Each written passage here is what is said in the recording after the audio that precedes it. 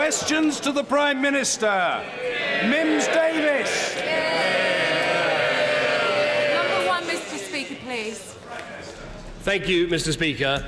Mr. Speaker, yesterday marked a momentous day for the family and friends of the 96 victims of the Hillsborough disaster. Over the last 27 years, their search for justice has been met with obfuscation and hostility instead of sympathy and answers. As I said to the House in 2012 about the Hillsborough Independent Panel's report, it's wrong that the families had to wait for so long and to fight so hard just to get to the truth. I know the whole House will want to join me in praising their courage, their patience and their resolve. They've never faltered in the pursuit of the truth, and we all owe them a great debt of gratitude. Yeah. Mr. Speaker, this morning I had meetings with ministerial colleagues and others, and in addition to my duties in the House, I shall have further such meetings later today.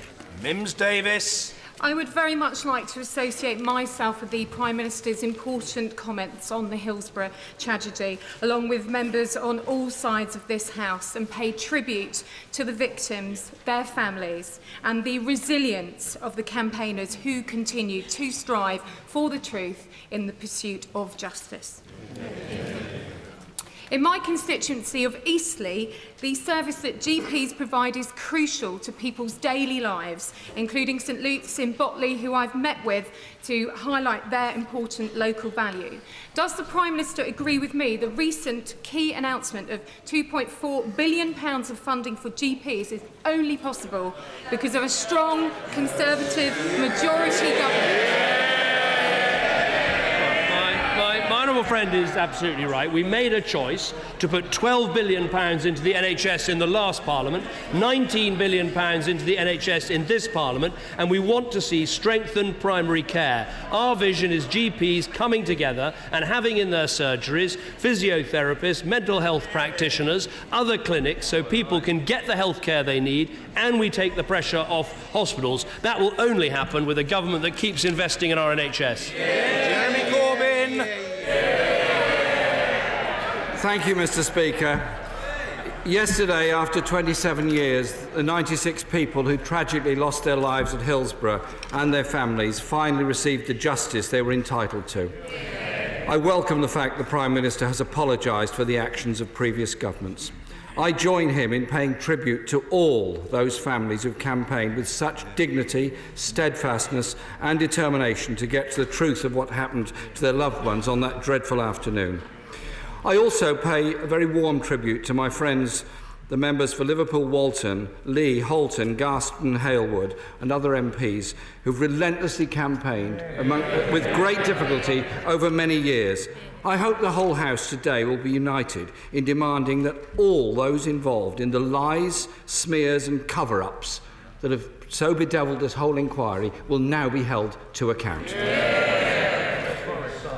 Last week, the Prime Minister told the House that he was going to put rocket boosters on his forced academisation proposals. This weekend, in the light of widespread unease, including amongst his own MPs, it seems the wheels are falling off the rocket boosters. And the government is considering a U-turn. Can the Prime Minister confirm whether or not the U-turn is being prepared for or not?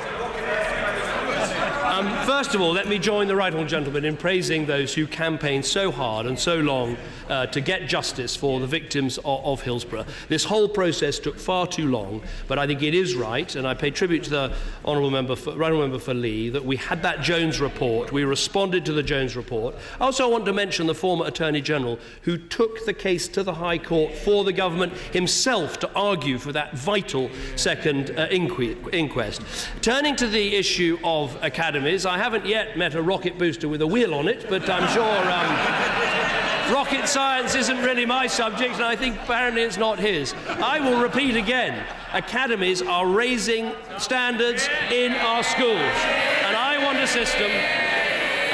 system where it's heads and teachers running schools, not bureaucrats. Well, there wasn't much of an answer there, but so can the Prime Minister tell us whether he will? If the members opposite would be patient enough they might hear the question I'm putting to the Prime Minister, which is another very simple one. Could he tell us whether he will bring forward legislation to force, against the wishes of good and outstanding schools, to become academies in the upcoming Queen's speech? Yes or no? Obviously, I can't really preempt what's in the Queen's speech, but on this one example, I can help him out. We're going to have academies for all, and it'll be in the Queen's speech.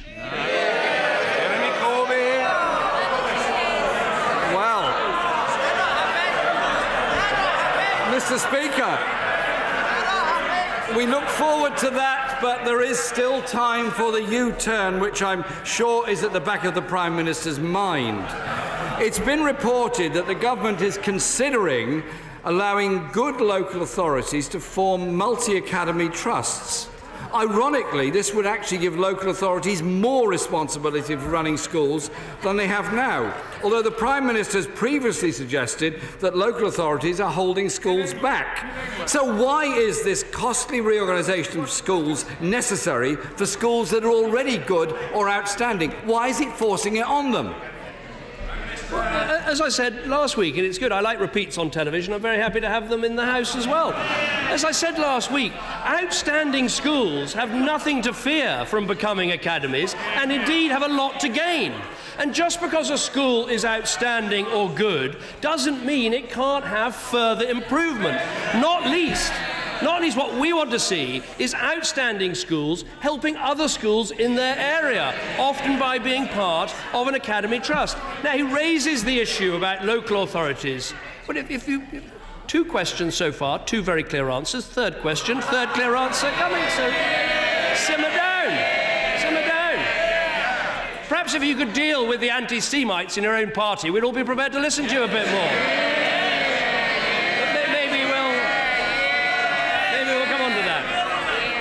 Of course, there are lots of ways that schools can become academies. They can convert and become academies. They can be sponsored by an outside organisation. They can work with other schools in the area. They can look at working with the local authority. Those schools that want to go on using local authority services are free to do so. I'm very clear. Academies are great. Academies for all is a good policy. What we're now seeing from Labour, I sense, is they're now moving in favour of academy schools. Perhaps when he gets his feet, he could say, does he favour academies or not? Jeremy Corbyn. Mr. Speaker, the Prime Minister will be aware that sometimes repeats on television get more viewers than the first time round. The Chief Executive of the largest academy chain in London, the Harris Academy, has warned that a far more fundamental thing that the Prime Minister should be worrying about, whether schools should become academies or not, is actually teacher shortages. The academies, Mr. Speaker, don't want this. Parents don't want it. Teachers don't want it. Governors don't want it. Conservative councils and MPs don't want it. Who actually does want this top-down reorganisation he's imposing on our education system? OK. Question 4, answer 4, here it comes. He says who wants this? Well, let's start with Michael Wilshaw, the Chief Inspector of Schools. I don't know, I think someone quite worthwhile listening to. Academisation can lead to rapid improvements, and I firmly believe it's right to give more autonomy to the front line. OECD, shall we try? They've been in the news today. We won't get too controversial. The OECD... I view the trend towards academies as a very promising development in the UK, which used to have a rather prescriptive education system, so they support it. What about endless academy trusts who support it? Now, he asked another question, very keen for full answers. If you shout, you won't hear the answer.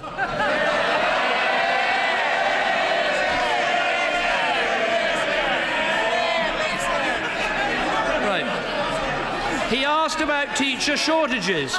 The fact is, there are more school places and more teachers under this government than there were under Labour. Why? Because we've got a successful economy and we're putting it into our schools and our children's future. Mr. Speaker, there are, of course, still record numbers of children in oversized classes and in supersized classes, and that is getting worse.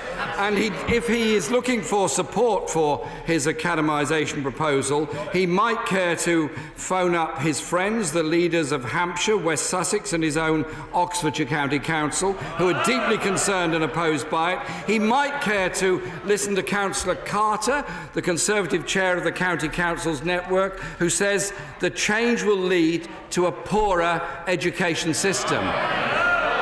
So why is he pushing it through with so much opposition, so much concern and such a waste of money when we should be investing in teachers and schools, not top-down reorganisation? Well, I'm glad he's quoting Conservative council leaders, and because they keep the council tax down and provide good services, I hope we'll see more of them in 10 days' time. Now, on teacher supply, just to be clear, 13,000 more teachers than 2010, to give a wholly accurate answer to his fourth question. Again he asked about who else would support academies. Let me quote Helena Mills of the Burnt Mill Academy Trust, because she said this: "I used to be very sceptical and resistant to academy status. But during the process of developing the academy, I've been increasingly convinced this is the way forward." That is what more and more people are saying. That is why 1.3 million more children in good and outstanding schools. That is why almost 9 out of 10 converter academies are good or outstanding schools. We're very clear on this side of the House. We back aspiration, we back opportunity, we back investment in our schools. We want every child to get the best. It's Labour that want to hold back opportunity and have one size fits all. Mr. Speaker, there seems to be a pattern developing here.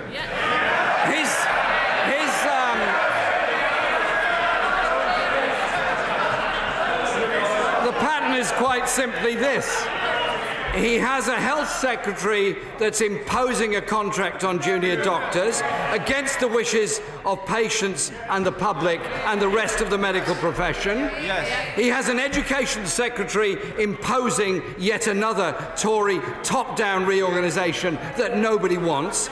When will his government show some respect and listen to the public, parents and patients, and indeed professionals who've given their lives to public service in education and health, and change his ways, listen to them and trust other people to run services rather than imposing things from above?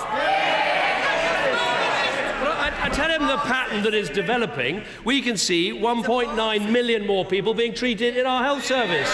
We can see 1.3 million more children in good or outstanding schools. That's the pattern that's developing. A strong economy, investing into our public services. The other pattern that I've noticed, standing at this dispatch box, is I'm on my 5th Labour leader, and if he carries on like this, I'll soon be on my 6th.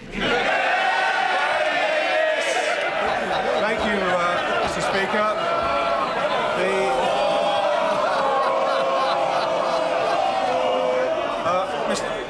Mr. Speaker, the government package to help potential buyers of the Tata Steel site in Port Talbot is substantial and befitting the tremendous bipartisan endeavours this government has undertaken to save the industry. It stands in stark contrast with the distasteful, disrespectful comments of Labour's policy advisor, who said that the steel crises had been good for Labour. Could I ask the Prime Minister whether there is any indication that the package could help expedite the sale of the site, which could provide the long-term viable future for Welsh Steel that we all hope for, and the workers who live in my constituency of Gower? Well, I want to thank my honourable friend for welcoming me to the Gower yesterday, and before coming to his constituency I visited Port Talbot and I met with the management and with the trade unions, had a very constructive discussion. I did actually meet the Conservative leader, Andrew R.T. Davis, who does an excellent job in the Welsh Assembly. So, look, if you want to be Speaker, you better stop interrupting everybody. It's not going to get you any. It's not going to get you any votes. Right? Little tip for you there. There's a serious point. which is the areas where we can help. We can help in power, we can help in procurement, we can help on the issue of pensions. So there's a very constructive conversation going on, but I say again from this dispatch box, while I want to do everything we can to secure the future, not only for Port Talbot, but also for Scunthorpe and steelmaking in Britain, we're coping with a massive oversupply, a collapse in prices from China. So we must do all we can. There's no guarantee of success, but if we work hard, get a proper sales process, and get behind it on a bipartisan basis, we can see success here. Angus Robertson. Following the Hillsborough inquiry, we join in all of the comments that have been said thus far in relation to the families and paying tribute to all of the campaigners for justice. Mr. Speaker, last night the government was defeated for the second time in the House of Lords on the issue of refugee children being given refuge in the United Kingdom. There are many members of that House, as there are many members of this House, in all parties, including the Prime Minister's own side, who would wish us to do much, much more in helping providing refuge for unaccompanied children in Europe at the present time. Will the Prime Minister please reconsider his opposition and stop walking on by on the other side? I don't think anyone can accuse this country of walking on by in terms of this refugee crisis. Let's be very clear. Let's be very clear about what we've done. First of all, taking the 20,000 refugees from outside of Europe, which I think has all party support. Second of all, last week, announcing the further 3,000 principally unaccompanied children and children at risk from outside Europe that we will be taking. Third of all, of course, in our normal refugee procedures, last year we took over 3,000 unaccompanied children. But where I disagree respectfully with their Lordship's House is those people who are in European countries are in safe European countries. To compare somehow children or adults who are in France or Germany or Italy or Spain or Portugal or Greece, to compare that with children stuck in Nazi Germany, I think is deeply wrong. And we'll continue with our approach, which includes, by the way, of being the second largest donor of any country anywhere in the world into those refugee camps.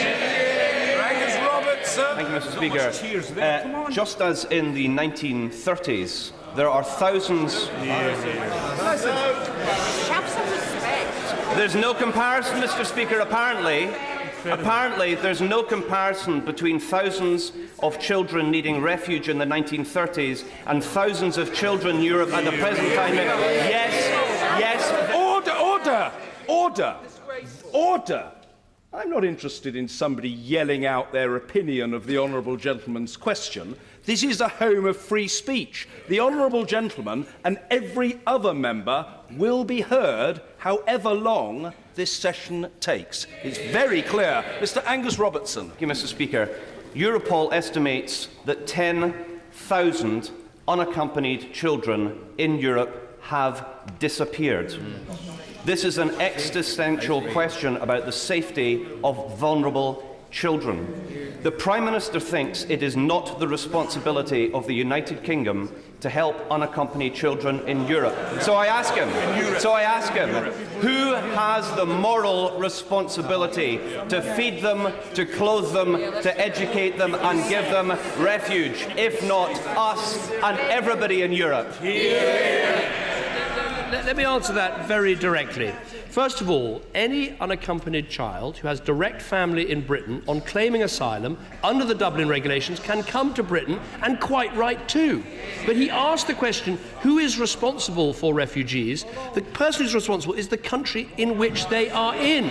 And look, I want Britain to play our part, but you have to ask yourself, do we do better by taking a child from a refugee camp, or taking a child from the Lebanon, or taking a child from Jordan, than we do taking a child from France or Italy or Germany? And as I said, to compare this to the 1930s is frankly to insult those countries who are our neighbours and partners. Thank you, Mr. Speaker. ATP Industries Group, based in Cannock Wood, are one of Europe's largest independent remanufacturers of automated transmissions and vehicle electronics, and were last week awarded a Queen's Award for innovation. ATP export goods across the globe, with their international trade increasing by over 50% last year. Will my right honourable friend join me in congratulating ATP?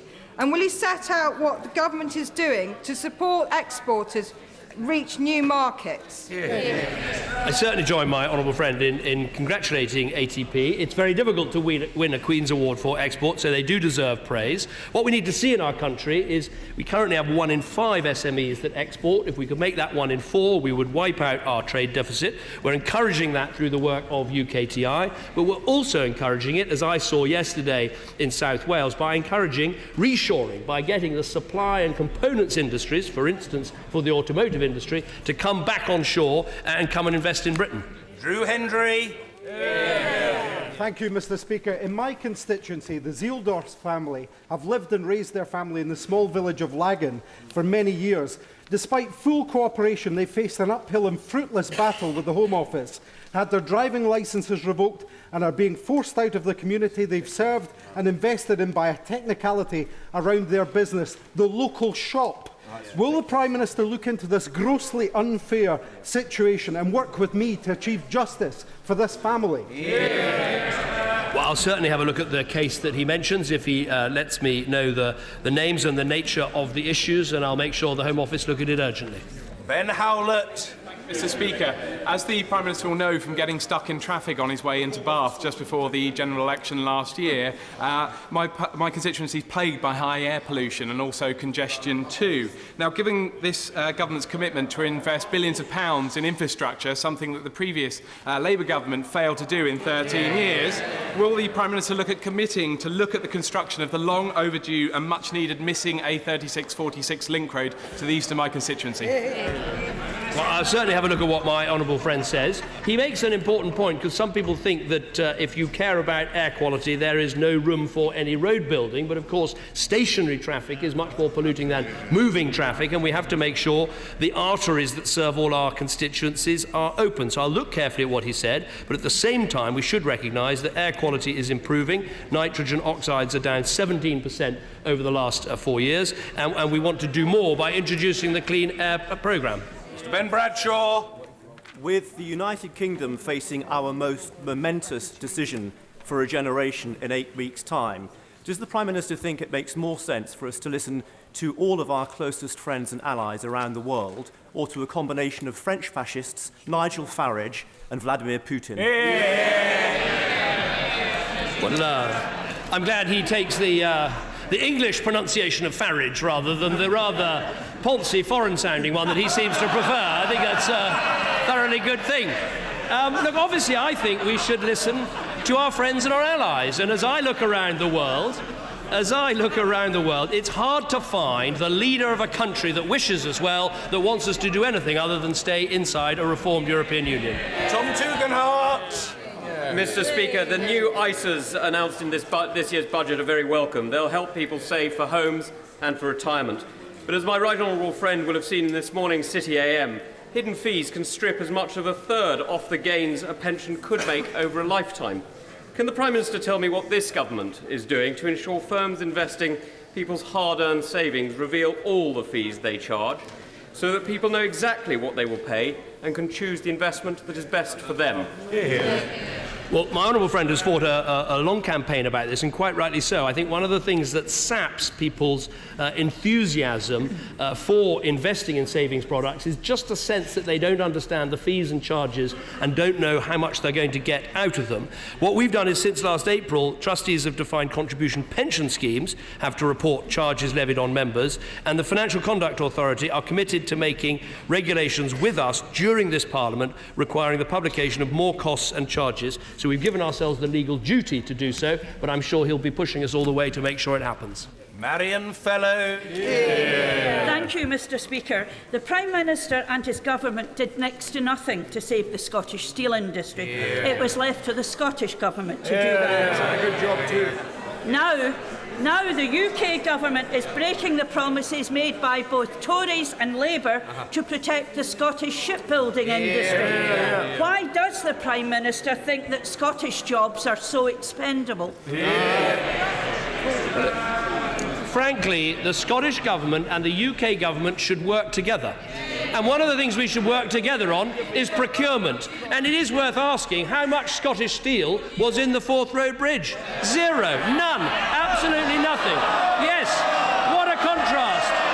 What a contrast with the warships that we're building, that of course we wouldn't be building if we had an independent Scotland. So we back the steel industry with actions as well as words. Suella Fernandez. Thank you, Mr. Speaker. Order. The House is excitable, but it must simmer down. We must hear the Honourable Lady. Suella Fernandez. Hatred and ignorance lie at the heart of anti-Semitism. That's right. And when those in public life express such views, they denigrate not only themselves, but also the institutions to which they belong. Will my right honourable friend please reassure this House of his commitment to fighting this vicious form of prejudice? I think it is very simple. Anti-Semitism is effectively racism, and we should call it out and fight it wherever we see it. And the fact that, frankly, we've got a Labour Member of Parliament with the Labour whip who made remarks about the transportation of people from Israel to America and talked about a solution and is still in receipt of the Labour whip is quite extraordinary. Let me just tell you what the Shadow Chancellor said about these people. Out, out, out. If people express these views, full stop, they're out. People might be able to reform their views and the rest of it. On this, I can't see it. I'm not having it. People might say, I've changed my views. We'll do something in another organisation. And frankly, it'll be too many hours in the day before that happens to the MP in question. My constituent, Joseph Brown-Larty, was killed at the age of 25 by an 18-year-old driving a hire car without a licence, driving at 80 miles an hour in a 30-mile-an-hour zone.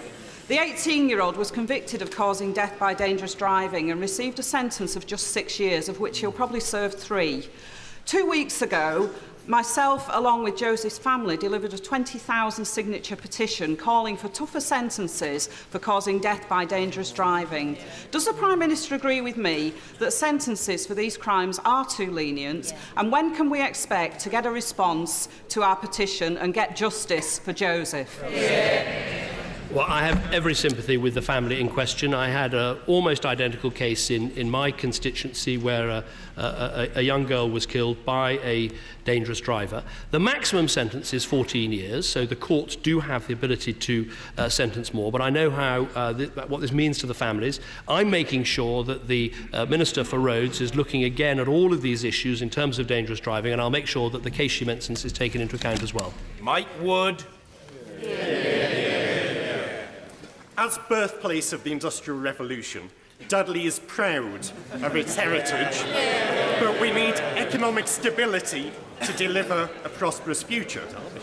Will the Prime Minister come to launch the new enterprise zone in Brierley Hill to look at how we can attract more investment, create new jobs, and develop the highly skilled workforce our community needs?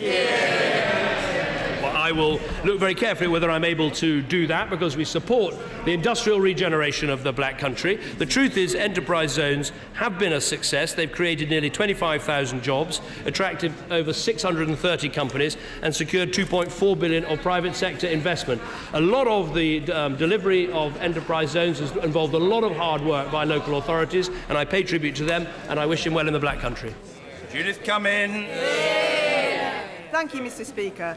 Given the strategic and economic importance of the M62 corridor to the Northern Powerhouse, can the Prime Minister give me and the people of Bradford his commitment to the electrification of the Calder Valley line and lend his support for the great city of Bradford to be a fundamental part of the proposed Northern Powerhouse rail? Well, we have made commitments on electrification in terms of north-south lines and indeed east-west lines. I have to look very carefully at the proposal that she makes, but we want everywhere, Bradford included, to benefit from the Northern Powerhouse. John Stevenson. Thank you, Mr. Speaker. Nuclear matters in Cumbria. We have the nuclear legacy at Sellafield, defence work at Barrow, and the prospects of serious investment in a new nuclear plant at Moorside. Given the apparent opposition to nuclear from the parties opposite, can the Prime Minister confirm that the long-term decisions for both nuclear power and defence will be made in a timely manner? Well, my old friend is absolutely right that Cumbria does depend to a large extent on jobs from the industries that he mentions. Now, obviously, on Sellafield, we continue to invest in reprocessing and in the procedures there. We also are looking at, as he knows, redeveloping our commercial nuclear industry, starting with the vital decisions at Hinkley Point, which then could have very great benefits for other areas that want to see nuclear power stations. And of course, Barrow is home to the development of our nuclear submarines, and we will be holding a vote in this House to make sure we renew our Trident in full. Mr. Speaker, the Prime Minister has just suggested that child refugees alone in Europe are safe. There are children's homes full in Italy and Greece, and over 1,000 children will sleep rough in Greece alone tonight. How are they safe? 10,000 children have disappeared in Europe. How are they safe? The agencies say that children are committing survival sex. They are being abused, subject to prostitution and rape. It is not insulting other European countries to offer to help. They want us to help. So will he reconsider his position on Alf Dubb's amendment before it comes back to the vote, and stop with his attitude to lone child refugees, putting this House and this country to shame? She asks if we are helping other European countries, and we are helping other European countries, not least with the £10 million we recently announced. But I would say the crucial point is this: how do we in Britain best help child refugees? We think we help them by taking them from the refugee camps, taking them from Lebanon, taking them from Jordan, taking them when they come to this country. That's what we're doing, and we have a proud record and nothing to be ashamed of. Mr. Nigel Adams. Thank you, Mr. Speaker. Several small businesses I've met with in Tadcaster last week are being treated appallingly by insurance companies. 4 months after the floods, claims have not been settled, and renewal premiums are being hiked to astronomical levels. The government has rightly helped introduce the flood re-scheme to help homeowners after flooding. Does my right honourable friend agree with me that the same protection should be given to small business owners too?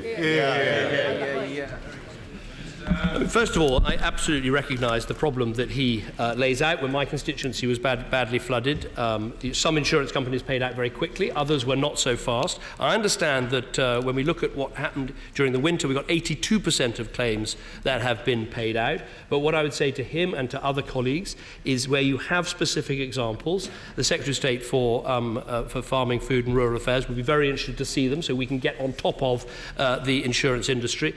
On the issue of whether we need a flood restyle approach to small businesses, we're looking specifically at that to make sure that small businesses can get the insurance they need. Emma Reynolds. Speaker, 3 years ago, whilst on holiday in France, my mother fell seriously ill. Thanks to the French health service, she received excellent treatment, was diagnosed with cancer, unfortunately, but she is doing well today, thanks to our NHS as well. Millions of Brits every year travel to other EU countries and benefit, like my mum, from the European health insurance card. What would happen to that card should we vote to leave on the 23rd of June? Well, first of all, on behalf of the whole House, can I wish her mother well in her treatment and the treatment she's getting from the NHS. I think the Honourable Lady raises an important point, which is this is one of the benefits that we have now. Many of us will have used it ourselves or with our own children, and actually we think we can make the system even better as we are. And it's for those who want to leave the European Union who have to explain, if we were to leave, would we still be able to access this and other such systems, which are very handy for people in going about their holidays. Dr. Julian Lewis. Whatever the outcome of the EU referendum, does the Prime Minister agree that one thing that will never diminish is the mutual affection and admiration between Britain and our great ally France?